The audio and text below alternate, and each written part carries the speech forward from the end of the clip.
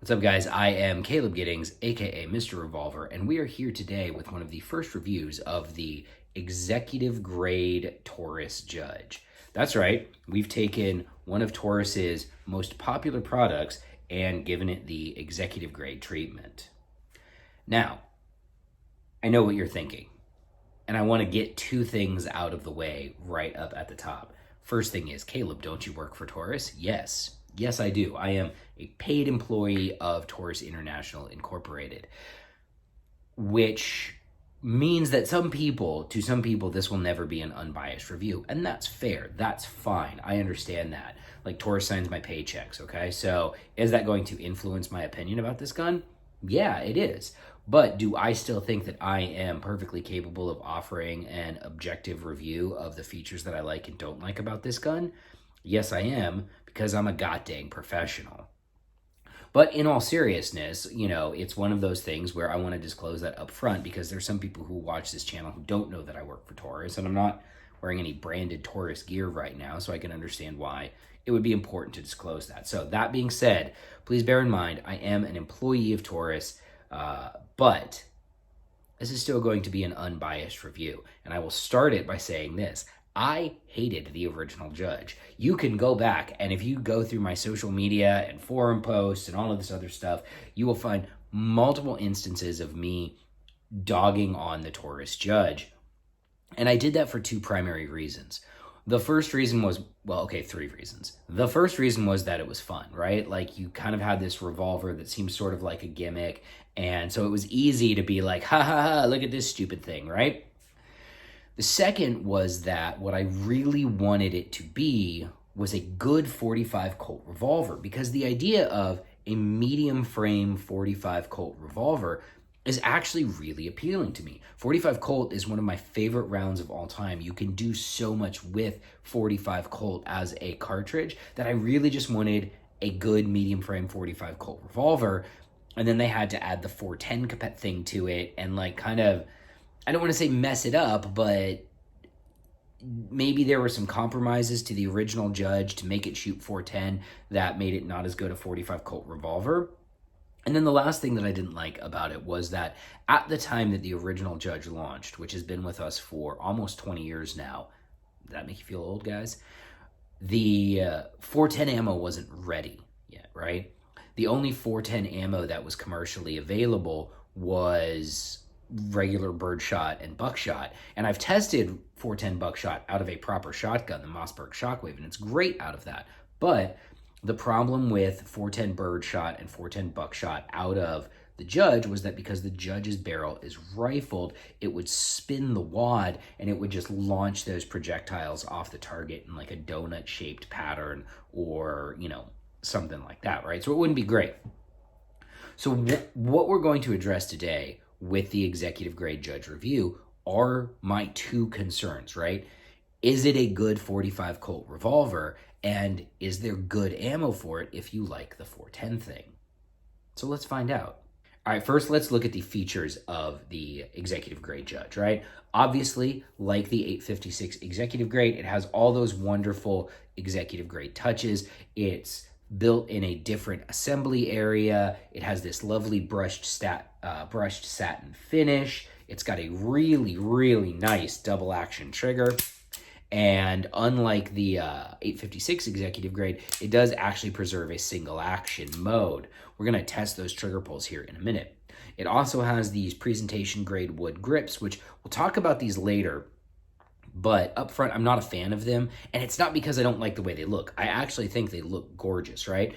But if you look at them, screw it, we'll talk about them now. You can see that they're shaped kind of like Colt Python grips. And the effect that that has is it rolls the grip, it rolls the grip up in your hand under recoil, which is nice if you're trying to roll off recoil of a heavy round like a 225 grain jacketed soft point 45 Colt round, but it isn't nice if you're trying to shoot the gun fast in double action, because it will just progressively chunk, and sink the grip deeper and deeper into your hand until you're actually too high up on the web of it. So for this gun, I love the way the grips look. I think they are fine for individual shots and stuff like that. And as a barbecue gun, chef's kiss, right? But for rapid double action shooting, not my favorite. This is my personal gun, so these are definitely going to get replaced with something else here. Moving on from the grip, so we've got the hammer, very nice. Brushed satin finish, very nice. Really good trigger. 2.5-inch cylinder, so you can put 45 Colt rounds and 2.5-inch shotgun shells in it. Snub barrel. So again, one of the things about this gun that is important to remember when we're shooting it later is that this is technically a snub nose, right? This is like a 3-inch barrel. It's a short barrel revolver, despite the kind of overall length of it. Because of that long cylinder, this is a 3-inch barrel, sub 3-inch barrel actually. And then up top we have one of the cool touches that I really dig, which is this brass rod front sight, right? So it's dovetailed in so you can replace it, but instead of a fiber optic, it has this brass rod. And the contrast on this brass rod is really, really great. Now, as an aside, there's one other feature that I didn't really think about with the Judge ever before, but as many of you know, I hold my revolver with an unconventional thumbs forward grip. The Judge is probably the best gun for that thumbs forward grip because, man, my thumb is nowhere near the front of the cylinder gap on this one, right? So, yeah, that's fantastic. Yeah, so that's kind of the tip-to-tail features of it. We can test the lockup, which you only test the lockup of the gun after pulling the trigger, so locks up appropriately tight for a 45 Colt revolver. Everything's grand about that. Let's get into the actual question, though, right? So here's the thing. Is this a good 45 Colt revolver? Let's go shoot. So one of the complaints about the original Judge was that it wasn't accurate with 45 Colt rounds because of the amount of free bore that the round has to jump before it can engage the forcing cone. And you can see it does have a long ways to go, but it's not actually as long as people might think, especially for people who do stuff, shoot 38 shorts out of their 38 special revolvers. But is that true about the executive grade Judge? So to test that, I have a B8 15 yards away, which I'm going to shoot standing, unsupported double action only. Right, this is technically a snub-nosed revolver despite the size of it. So I want to test it at what I would consider to be kind of a realistic engagement range for a snub-nosed revolver. We're just going to shoot 5-shot group, double action only, at the top B8 of this Langdon target. Hold that shot high.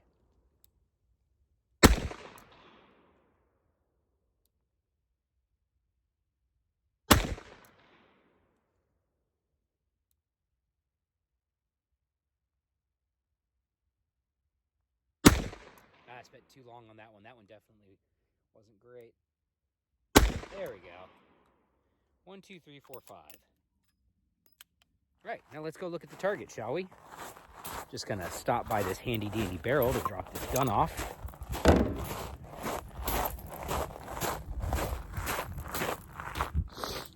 All right, so double action only on the LTT. I've got 1, 2, 3, 4, 5. That was the one that I called that I said I had pulled high.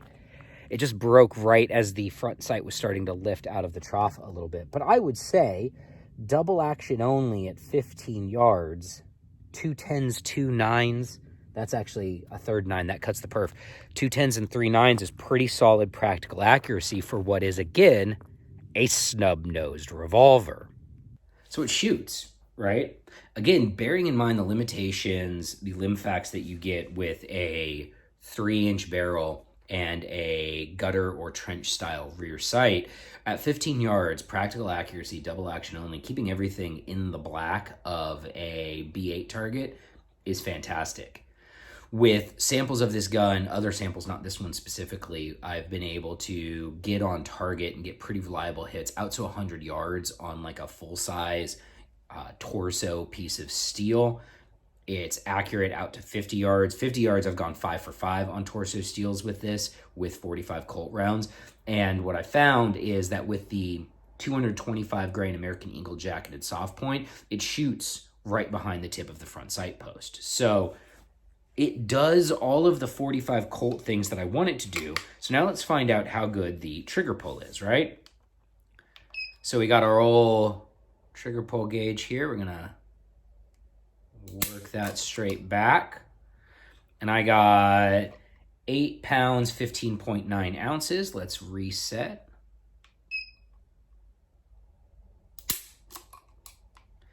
£9, 0.6 ounces, reset.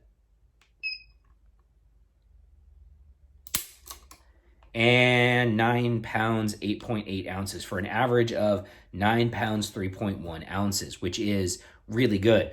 I've actually said in other places, this has one of the best factory double action trigger pulls that I've ever messed with, to the point that I feel no need to swap the springs in this gun. Most of my other guns I will do a spring swap on. This has a really good trigger. I have no desire to swap those springs. Now, let's check the single action, because I know this matters to some people, even though single action is a pointless crutch that's only used by people who can't shoot.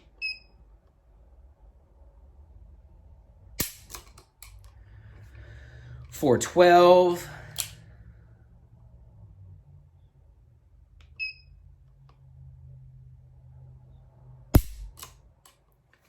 4 pounds 6 ounces.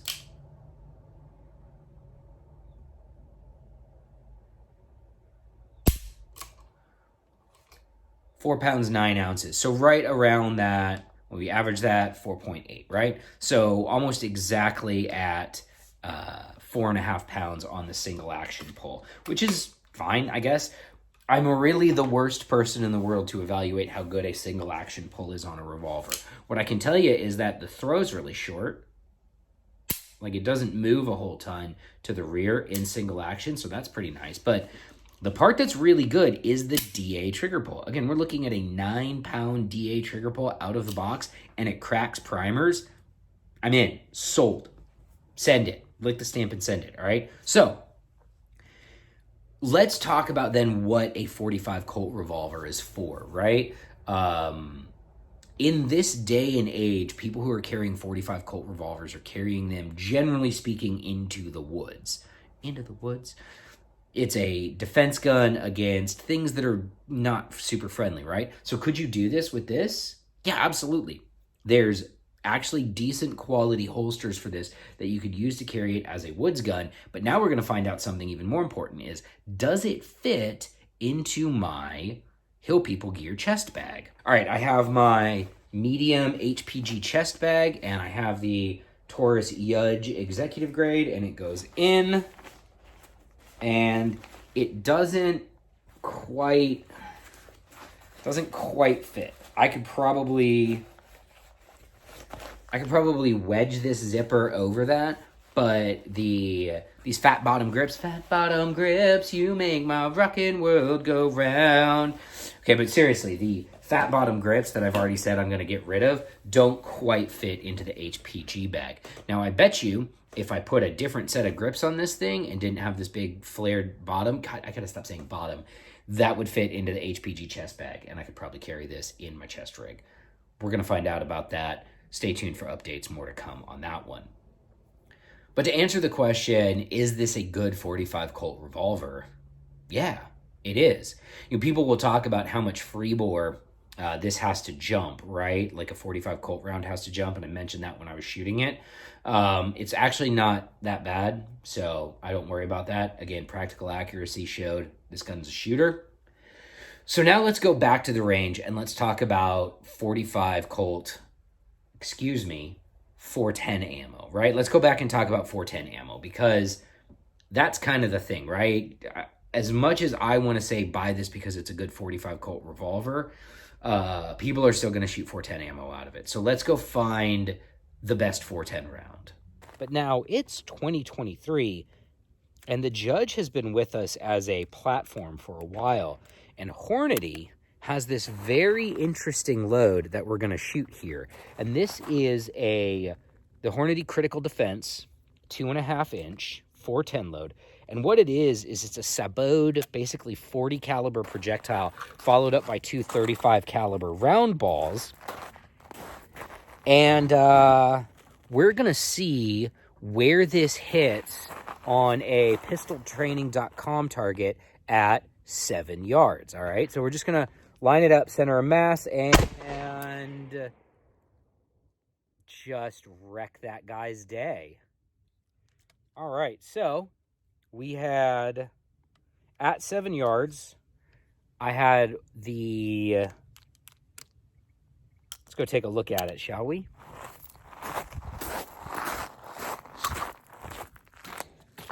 So at 7 yards, this is the sabot, and that's one of the balls, and that's the other round ball right there.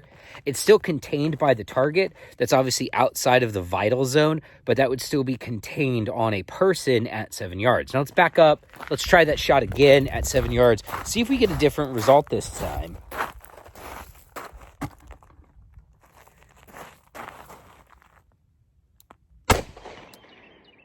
All right. This time the wad went into the target too. So again, at 7 yards, we have all 3 rounds on target. We have the pellet, another pellet, and the sabot slug is hitting high. And then there's the wad for the sabot slug. So obviously we're getting good effect on target here at 7 yards. Let's back up and see how far we have to back up before we start losing these targets outside of the overarching silhouette. So here, now we are at 10 yards.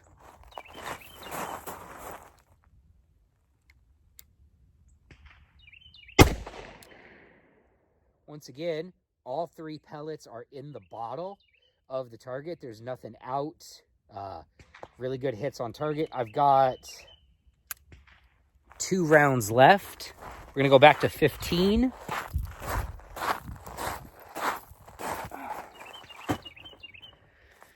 All right, 15.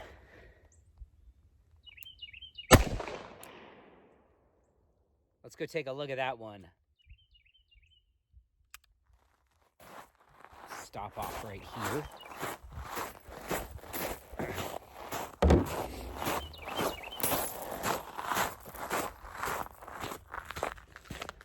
All right, at 15, one of the round balls is now out into the gray. Again, still contained by the overall humanoid silhouette size. Everything else is still on the target. So let's see if at 25 yards, all of these pellets stay on this silhouette. We'll go all the way back here to 25 yards.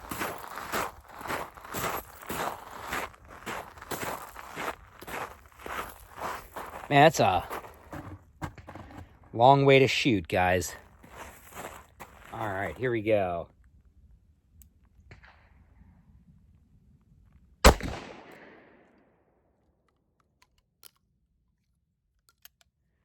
Let's go take a look at that. We're now far enough away that my eyes can't see those rounds.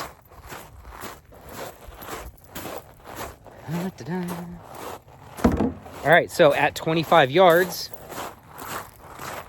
we lost another pellet out of the bottle, right? So we've got one of the round balls here exited the bottle shape, and we've got another one up here over the top. But based on the number of shots I fired at this, I fired 15 shots, so we should have, or I fired 3 hang on. Math? Me and math, never been good friends, right? I fired 5 shots, times 3 projectiles per shot. 1, 2, 3, 4, 5, 6, 7, 8, 9, 10, 11, 12, 13, 14, 15. So that's all of the projectiles still contained in the target. Even at 25 yards, everything is still contained in the target, which isn't something you could say about previous judges with previous generations of ammo. This judge and this ammo, look, would I take this shot at 25 yards? Is this necessarily an ethical shot if I'm hunting or acting in self-defense? No, because the strike of the rounds is unpredictable past about 7 to 10 yards. But at 25 yards, it does keep all of the pellets in a roughly humanoid silhouette, and that's pretty cool. I did try it with the Winchester PDX-1 Defender, and the defense discs worked really well, but the BBs that are behind the defense discs went predictably all over the place, and I wish Winchester would offer a version of that load that just had the defense discs in it. Because if it was just the defense discs, I think it would be a really great load for your 410 revolvers. So as you can see, the Hornady critical defense round works really, really well out of this gun. And it makes sense because it's purpose designed for this gun, right? It's not you're not trying to fit a round peg through a square hole with the Hornady critical defense round. You're taking a round that was purpose built for shotgun revolvers that have rifled barrels, and it works well. The fact that it was keeping all of the pellets on the silhouette at 25 yards, none of the other previous iterations of 410 rounds would do that. And I mentioned in the video that I shot it with the Winchester defense discs as well, and I want to reiterate this. If that load just had the defense discs in it, it would be great.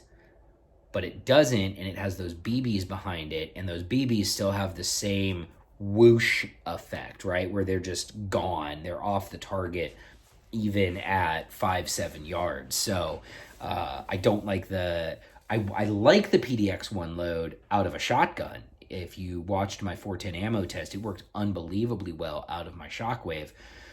But out of the Judge, it's not great because, again, those friggin' BBs. So here's my note to ammunition manufacturers for 410 defensive rounds is get rid of the BBs and everybody copy Hornady.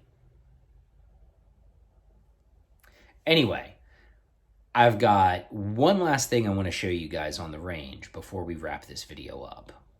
But now I'm going to answer the most important question. Does it Enigma? And if you don't know what I'm talking about, that's okay. This clip's not for you.